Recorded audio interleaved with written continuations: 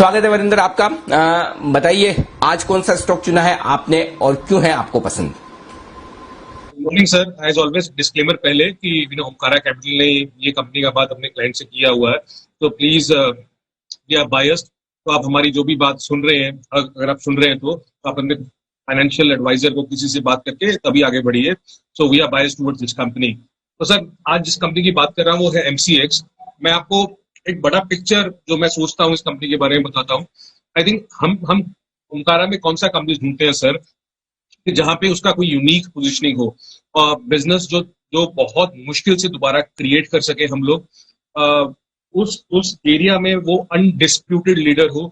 Clearly 94-95% market share है इस company का। ये ऐसा धंधा है सर जिसमें अंबानी जी, अडानी जी, चाइना कोई भी आ जाए तो बहुत जल्दी से एंट्री नहीं मिलेगा इस कंपनी में। और आइसिंग ऑन द केक है अगर आपको रीजनेबल वैल्यूएशंस मिल जाए इसमें।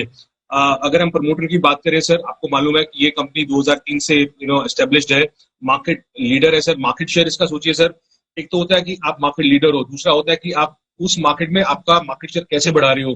तो 2016 में इसका 84% मार्केट शेयर होता था, तो 2020 में अभी 94% मार्केट शेयर है। तो क्लियरली धीरे धीरे धीरे मार्केट शेयर भी बढ़ रहा है। बाकी नेशन वाइड प्रेजेंस है sir, 692 I think registered members हैं, कुछ 55,000 ऑथोराइज पर्सन हैं, 1010 सिटीज में है। तो आप क्रॉस डिस्ट्रीब्यूशन देखिए इसका कितना है। सौरभ चंद्रा जी चेयरमैन है, 37 ईयर्स का एक्सपीरियंस है।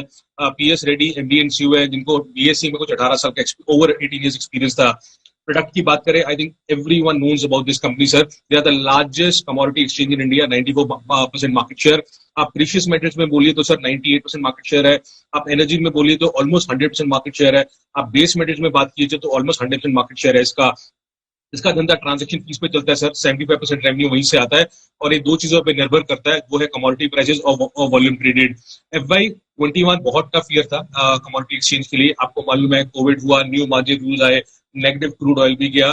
उनके बावजूद सर आई थिंक कंपनी ने बहुत अच्छा किया है। आई थिंक जो implementation of new margin rule है उसके कारण इसका जो एवरेज डेली टर्नओवर है वो थोड़ा सा कमजोर हुआ था। इसके कारण ये इस वैल्यूएशन पे अवेलेबल है, 25 टाइम पे अवेलेबल है, 20% ROC है।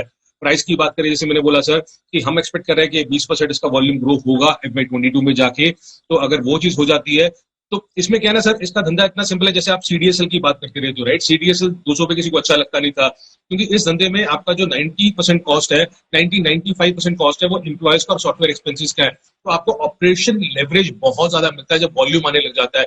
तो आपको और कुछ नहीं चाहिए, आपका पूरा धंधा सेटअप है, आपका ऑपरेशन लेवरेज इतना बड़ा बन जाएगा। आप सोचिए सर, हम बात कर रहे हैं 4-5 साल में इसका मार्केट शेयर 84 से 94-95% गया। इसका एबिटा मार्जिन सर 31% से 41% गया, only because of that strong operational efficiency. Now everyone is waiting इसका जो टर्नओवर है वो कब बढ़ेगा। वो जब बढ़ जाएगा सर तो आपको ऑपरेशनल एफिशिएंसी इतना आएगा कि ये 50% तक मार्जिन कर सकता है। हमारे हिसाब से, हमारे नंबर के हिसाब से ये 25 से डेट करता है sir FY23 earnings. I think it's very very cheap compared to all the commodity or the exchanges what we are talking about, because this is a business which can't be built again. क्या triggers हो सकते हैं sir इसमें? मैं again बोल रहा हूँ sir, इसमें एक ही चीज अगर आपको देखनी है तो एवरेज डेली टर्नओवर देखिए। जब वो एवरेज डेली टर्नओवर बढ़ेगा तो लोग इस कंपनी को बार बार देखेंगे, और अगर ये ऑपरेशनल एफिशिएंसी से 50% मार्जिन बना देता है then this company could be anything. आपने देखा है सर कि हिस्टोरिकली कभी भी जो कमोडिटीज रैली करती है तो हमने देखा है कि ट्रेडिंग वॉल्यूम बढ़ता ही बढ़ता है। तो आज के टाइम में हम जब ट्रेडिंग कमोडिटीज की बात कर रहे हैं, इतना आई एम सरप्राइज कि no one is talking about the commodity exchange which is very very important.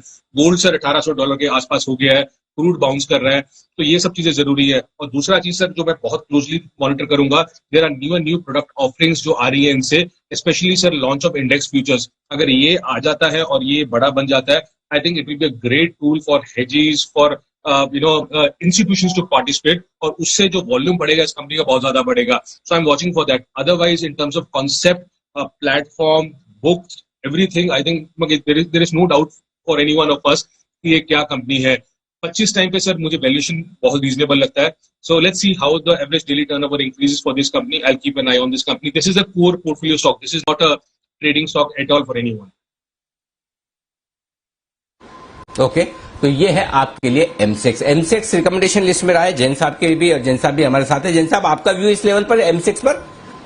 Yes बिल्कुल, मैं वरिंदर जी के साथ पूरा एकदम सहमत हूं और जबरदस्त पिक है और ये मेरी one of the favourite picks है। इनफैक्ट मुझे ऐसा लगता है ये बहुत सस्ती है और देखिए यहाँ पे भी कुछ मैनेजमेंट में भी चेंजेस पहले भी हुए थे और अभी और होगा शायद अभी रिसेंटली, ऐसा लगता है। और जिस तरीके से इन्होंने लिस्टिंग की और इस कंपनी को देखिए मेरे से पूरी लिटरली मेरे को ऐसा लगता है कि मैं डे वन से देखते आ रहा हूं, क्योंकि शुरुआत से मेंबरशिप है तो खुद और स्किन इन द गेम है। देखते हैं किस तरीके से कंपनी ने अपने मार्केट शेयर को बढ़ाया है और दूसरे जो भी नए एक्सचेंजेस आने की कोशिश की है कमोडिटीज में, it has not been a very easy journey for them, भले दिग्गज एक्सचेंजेस आए हों। सो आई फील कि ये कंपनी की जो लिक्विडिटी है वो तो एकदम इंटैक्ट है ही है बेस मेटल्स में, और साथ में अब जो इंडाइसेस और साथ में जो ऑप्शंस वगैरह जो लॉन्च किए हैं वहां पे ट्रैक्शन भी और धीरे धीरे आएगा। और मुझे लगता है जिस तरीके के मेटल के प्राइसेस हैं तो ये इनके लिए और फेवरेबल होता है। जरूर से थोड़ा सा मार्जिन्स के और ये सब के जो नॉर्म्स और स्ट्रिक्ट हो रहे थे उनको इनसे बहुत फर्क पड़ता है, क्योंकि यहां से जो एक्सपोर्ट होता है बिजनेस दूसरी तरफ बहुत जल्दी चला जाता है, जो थोड़े से नॉन मतलब राइटली लीगल मार्केट नहीं है। So that is one problem, but yes I am very bullish on the stock और मुझे ऐसा लगता है कि आने वाले सालों में ये स्टॉक बहुत अच्छा करेगा और बहुत सस्ते वैल्यूएशंस पे है। और राकेश झुंझुनवाला जी ने ये नहीं भूलना चाहिए कि 500 के लेवल्स पे लिया हुआ है और ये स्टॉक मैंने अगस्त की 2 तारीख 3 तारीख को 238 पे रेकमेंड किया हुआ 2013 में, जब NSCL का पहला स्कैम हुआ था, और उसके बाद से नॉन स्टॉप चल रहा है and I am very sure यहां से और आगे जाने वाला है। ये पोर्टफोलियो का स्टॉक है, इसको लेके भूलने वाला स्टॉक है। और एक्सचेंज इकोसिस्टम में मैंने IEX भी दिया है, CDSL भी दिया है। सो NSE की जब लिस्टिंग होगी तो ये स्टॉक भी वापस से रीरेट होगा।